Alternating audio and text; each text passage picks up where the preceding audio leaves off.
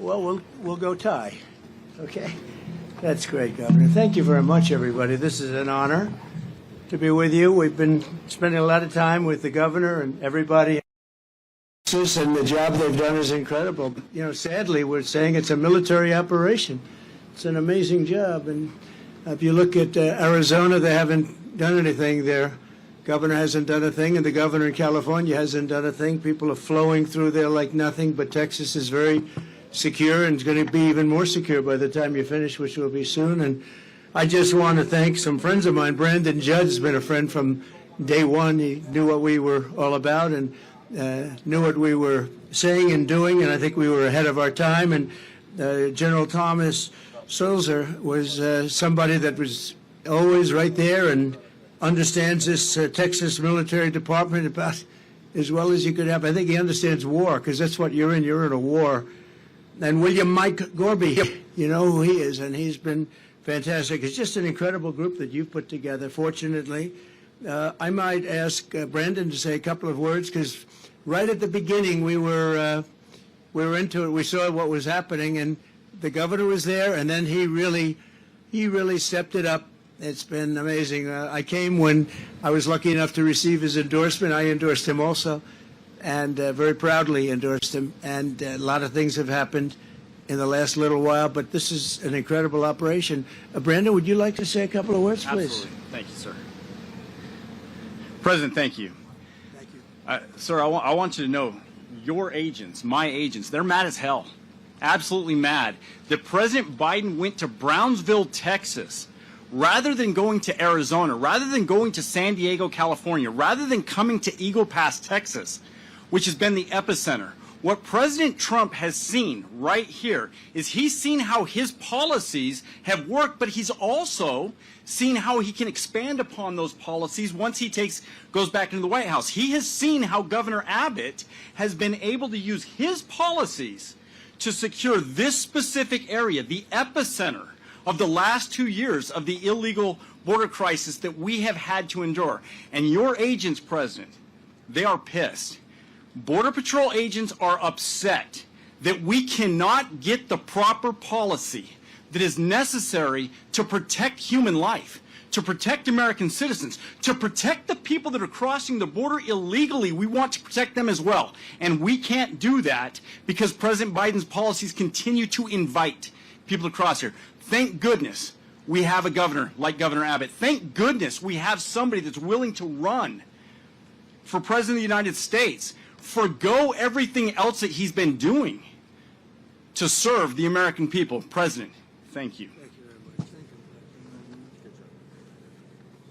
Thank you. The reports have come out, and we've been covering them, and everybody's been. And I spoke to the parents of an incredible young lady, and you saw her the other day. You saw what happened the other day in Georgia. And the parents are devastated. They're incredible people. But this is a Joe Biden invasion. This is a Biden invasion over the past 3 years. I call him Crooked Joe because he's crooked. He's a terrible president, the worst president our country's ever had, probably the most incompetent president we've ever had.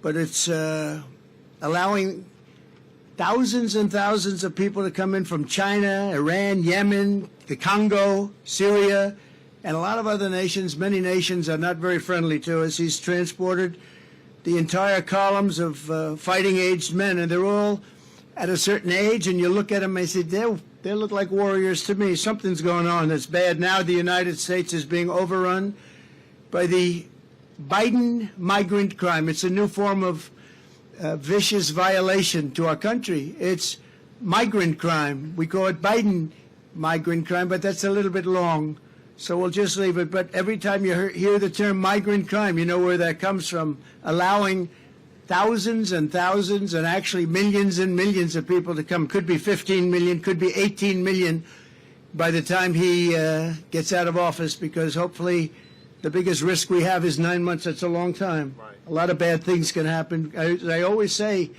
in speeches and rallies, it's if you take the 10 worst presidents in the history of our country and you added them all up, all of the problems, all of the lousy jobs they've done, you can add them all up. It's not as bad as this one man has done for our country. What he's done to our country is he's destroying our country.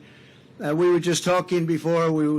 The general was saying, he can't believe what's happening. He can't believe it. It's so sad. Last year, almost half of all ICE arrests were criminal aliens charged for more than 33,000 assaults, 3,000 robberies, 6,900 burglaries, 7,500 weapons crimes. This is all migrant crime. 4,300 sex crimes, 1,600 kidnappings, and 1,700 homicides and murders. These are the people that are coming into our country. And they're coming from jails, and they're coming from prisons, and they're coming from mental institutions, and they're coming from insane asylums, and they're terrorists. They're being let into our country. And it's horrible. It's horrible.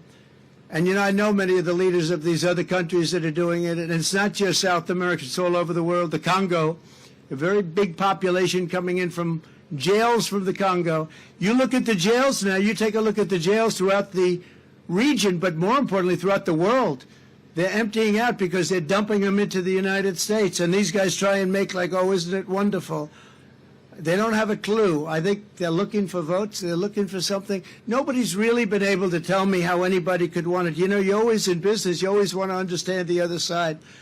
You want to figure it out so you can do something that's good or bad, depending on what you're looking for. But nobody can explain to me, because everybody I speak to says how horrible it is. Nobody can explain to me how allowing millions of people from places unknown, from countries unknown, who don't speak languages. We have languages coming into our country. We have nobody that even speaks those languages. They're truly foreign languages. Nobody speaks them. And they're pouring into our country, and they're bringing with them tremendous problems, including medical problems. As you know, we had Title II, and we had different things to solve that problem, but they've terminated all of that. Even the judge couldn't believe it. The judge said, no, you can't do that. It would be horrible to do that. And he let it go, but he said in 6 months it expires, and it expired, and that's it. So I just think you're doing an incredible job. Just 1 week ago, a beautiful 22-year-old nursing student from Georgia was barbarically attacked, almost unrecognizable, while she was out on her morning run. She was a morning run. She was doing keep herself in shape. She was a beautiful young woman. She was a great person, best nursing student there was.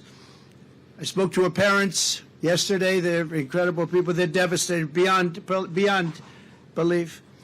But she was beautiful, just so beautiful in so many ways, and brutally assaulted, horrifically beaten, kidnapped, and savagely murdered. The monster that charged in the death is an illegal alien migrant who was led into our country and released into our communities by crooked Joe Biden. He's crooked. I took the name away from Hillary because she's no longer relevant, I guess. She was terrible, but what he is doing is just unbelievable. Joe Biden will never say Laken Riley's name, but we will say it, and we will remember it. We're not going to forget her. It's just a horrible story that we've had to live with for the last few days. It's hard to believe. And her parents are they can never be the same. Great people. Just 4 days ago, an illegal alien in Louisiana was arrested for brutally raping a 14-year-old girl while holding a knife to her throat.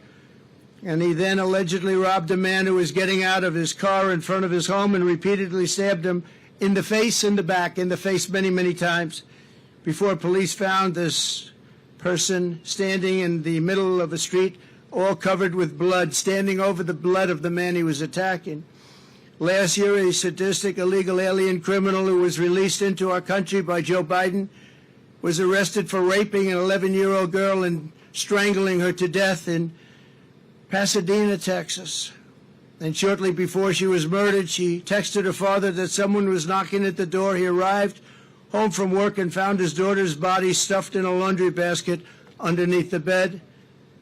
Horrible. Crooked Joe is the blood of countless innocent victims. It's so many stories to tell, so many horrible stories. 3 years ago, we had the most secure border in history. Brandon was saying it. The general was saying it.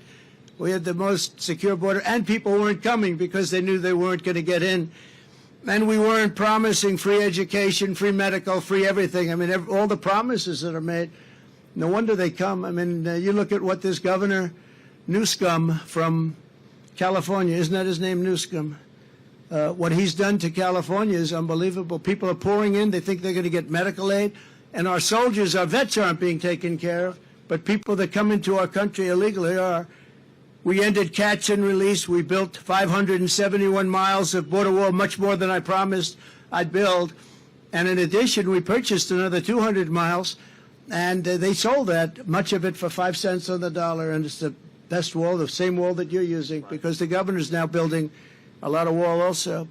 And it works. Walls work. Walls and wheels, I always said. It's one thing never gets obsolete, a wall and a wheel. Everything else is obsolete about 2 weeks after you come up with it. And we got Mexico to give us 28,000 soldiers to take care of our border. We had the safest border in the history of our country. And now, outside of this area where Texas has done an amazing job, and in a pretty short period of time, they're going to have it all covered. They have just been incredible. The operation that they showed me is nothing less than incredible. And I'll say this, it's a military operation. I mean, we have this is like a war. It's a military operation. So we had remain in Mexico. Remember that? You can't come into our country, and Mexico agreed to it. And I'll tell you someday, I'll tell you why. Safe third agreements, asylum bans, Title 42, and rapid removals. But Title 42 was so important, rapid removal so important. But the best was remain in Mexico. You stay in Mexico. We had catch and release in Mexico. We had catch before that. It was catch and release a criminal, and they released him in the United States. We had no more catch and release. Our catch and release was we released him in Mexico. And if you broke the law, we caught you, we deported you, or we did something else. But we were doing a great job, and that's where it stood. And then we had an election that we ended up getting many millions of more votes than we did. We did much better in 2020 than we ever even thought about doing in 2016. And very bad things happened. And from that moment on, it was a whole different ballgame in Texas and all over. But the governor in Texas picked up the ball, and they've done an incredible job. And I'll tell you, it's an honor to be here. I brought some people here, some executives from New York, because they're marveling at it, too. You're doing your job. Now we have to find out what's going on the side, each side, because Arizona's not doing their job. You have a Democrat, liberal, or more than that, governor that probably doesn't want to do anything. So people are just pouring in through Arizona, and they're pouring in through the beautiful state, the once beautiful state, still beautiful, I guess, but they have a lot of crime and a lot of problems, California, because the governor's not doing his job in California. He's doing a terrible job. He talks a good game. You know, he talks about how wonderful things are, but he's wrong. And they have a big outflow of people that pay taxes, people that don't commit crime. They're leaving. A lot of them are leaving. So I just want to thank the governor. I want to thank this incredible group of talent behind me. And we just went through something very, very special. We did a tour, and we did it through all sorts of cameras. They're all over the place. I don't know. They're in the sky. They're in satellites. They're on the top of those light poles. They're all over the place.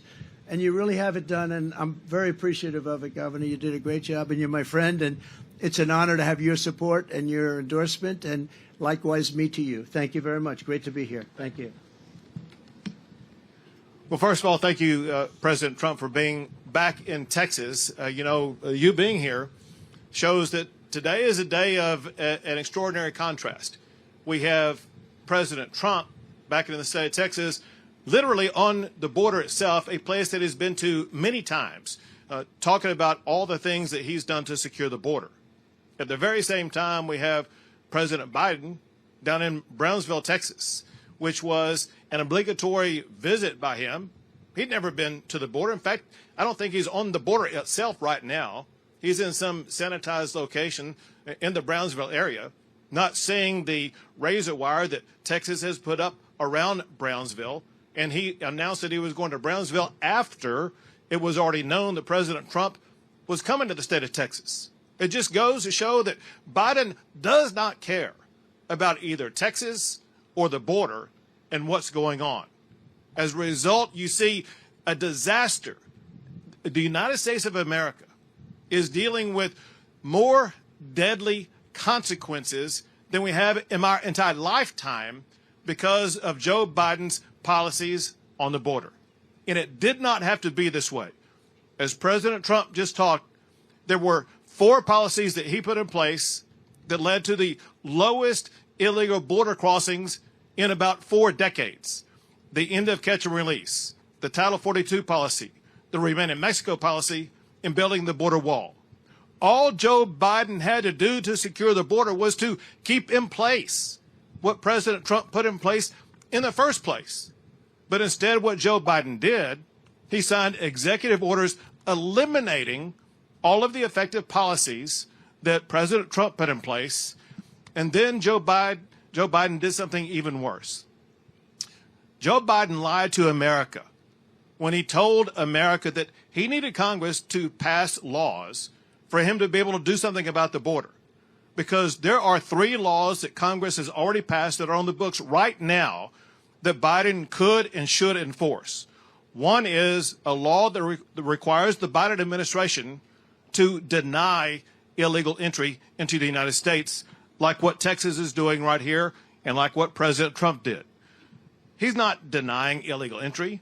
President Biden is aiding and abetting illegal entry. The second law requires the president's administration to detain anybody who does get here illegally. Biden is not detaining them. He's releasing them across the entire country. The third law that Congress already has on the books is a law that requires the Biden administration to build border barriers like what Texas has built, like what President Trump has built. And Biden not only is not building any borders, Biden is using every tool that he can to tear down the borders that Texas is putting up in our state. And because what Biden is doing has endangered our country, as President Trump was telling you the stories, not a week goes by without an American either losing their life, being raped or assaulted by somebody that Biden has allowed in our country illegally.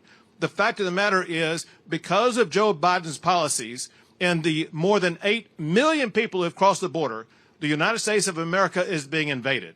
And because Joe Biden is not doing his job to step up and secure the border, Texas has invoked the authority provided to us in Article 1, Section 10 of the United States Constitution to declare an invasion and for Texas to defend ourselves from the crimes that are being caused by Joe Biden. Very quickly, here's what Texas is doing. Texas is the only state in the history of America to build our own border wall. And we did not reinvent the wheel. We're just building the very same wall that President Trump put up. Second, we deployed those big orange buoys into the Rio Grande that are effective at denying illegal entry. And Joe Biden filed a lawsuit to try to put a stop to it. Even though that lawsuit is tied up in the courts right now, those buoys remain in the Rio Grande River as we speak right now. The third thing is we have tremendous members of the Texas National Guard led by General Suelzer. And General, thank you. And also I want to take this time to thank Martin Freeman from the Texas Department of Public Safety and Mike Banks, where we have our own border czar. Mike Banks has spent more time as the Texas border czar in one day than the United States border czar has spent in our entire tenure. And I want to thank Mike Banks for his job as a former Border Patrol agent and now as the Texas border czar. But what our National Guard has done, they have sealed off this entire park and taken it over because this area was being used by the Biden administration to violate the laws of the United States of America. And I said, I will not allow this Texas land to be used by the Biden administration to violate American laws. And I asked the National Guard to take it over, and they did in one day. But this is the important fact. Since they took it over, the number of people that used to come across the border before were 3,000, 4,000, sometimes 5,000 people a day. Now, since this park has been taken over and wired shut, there is on average about 6 or 7 people coming across a day. Most of them are in violation of state law for trespassing, and they are arrested when they come into this park. And so for all practical purposes, this part of the border is sealed. Same goes for where Joe Biden is right now. Where Joe Biden is on the night that Joe Biden lifted Title 42. Brownsville, Texas was ground zero where people were crossing across the border illegally. And immediately, the Texas National Guard wired that shut. So an area during the time of Joe Biden before Title 42 was, or when Title 42 was lifted, there were thousands of people coming across the border. Now there is on average about 14 people crossing the border in that area. And that's because the Texas National Guard has wired it shut. Because we are having to do so much to secure our border, that's exactly why 5 miles south of here, Texas has now launched its own Texas National Guard military base that will house 2,300 Texas National Guard. So they will be able to more swiftly and more effectively continue to secure our border. And the last thing I'll say is this. Unless and until Joe Biden steps up and does his job, that he has the power to do already to enforce the laws of the United States of America, Texas will continue to bus those migrants to sanctuary cities all across the United States of America. But I am very thankful for the model set by President Trump. President Trump showed that when he was in office, he was able to secure the border. And I know that when he is reelected as our president, our border will once again be secured. So thank you, President Trump.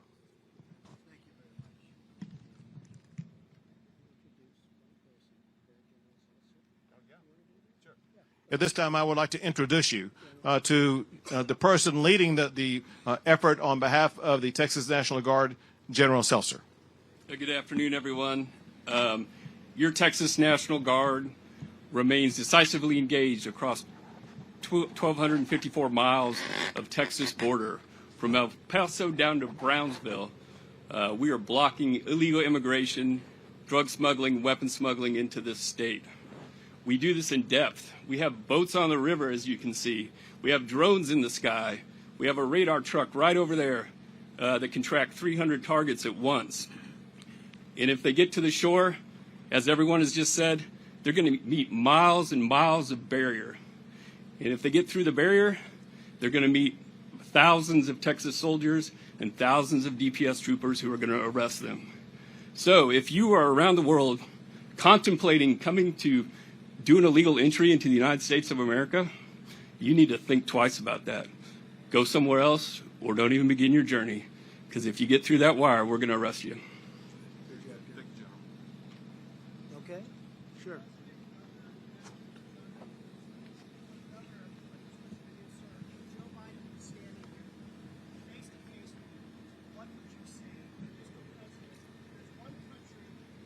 In Venezuela, there's one leader, dictator, I should say, you didn't mention, Nicolas Maduro. What should the United States do to deal with Maduro, his cartel of the Suns, and also the Mexican cartels, which are making billions of dollars in human smuggling? Governor, I'll go and Sure. go ahead. Listen, I would, if Biden were here, I would tell him exactly what I told him when I met him on the tarmac in El Paso. The last time he visited Texas, and on the tarmac in El Paso, I handed him a one-page document that listed all the items I talked about here about the laws that already exist that he can enforce to secure the border. So I handed him that document and also handed it to Secretary Bjorkas, who was there at the time. And I told them there are these 3 simple strategies that you can take right now to secure the border to stop all the madness that's taking place. They said they would take a look at it. I've not heard from them since that time. In Venezuela, it's a very terrible situation. When I left, they were in very bad shape. We would have done something very easily with them, just like we had a lot of countries in very bad shape. As you know, just to go to a different part of the world, Iran was broke, and they weren't going to be attacking Israel. They had no money. They weren't giving it to Hamas. They weren't giving it to Hezbollah. They weren't giving it to anybody. They didn't have it. Now they're a rich country again. They have $250 billion and rich as you can be, and they're handing the money out all over the place. So, you know, a lot of things changed. Venezuela was in bad shape. Now they're in good shape. We actually buy their oil, if you can believe it, and we refine it in Houston. It's the only place where you can refine it because it's really tar. much more so than oil. But we would not be playing games with Venezuela. They would not be doing what they're doing. Now they're sending people, and they just put out a statement last week, we're not taking them back. They're sending their people from jails and prisons and mental institutions, and they say we're not taking them back. That wouldn't happen with the Trump administration, that I can tell you. I want to thank everybody. I want to thank the governor and the entire group of people behind me, and I would call them staff, and I would call them representatives and generals. They are unbelievable people. The job they've done so quickly and so effectively, and congratulations. Congratulations to all of you guys. Fantastic job. Really, General. Great job. Thank you all very much. Great honor. Thank you. On the what? Well, I hear he's going to be not going to be leader, and he's taken that step. And a lot of people are calling me to politic for that particular job. Would you like to be the leader? I think I might have to choose this guy. I'd rather be governor of Texas. I think you're doing well. I want to keep you in Texas. No, it's people were surprised by it, but it's all going to work out. We're going to end up with a great leader. Well, I can't say that. A lot of good choices, but I can't say that. Thank you very much, everybody.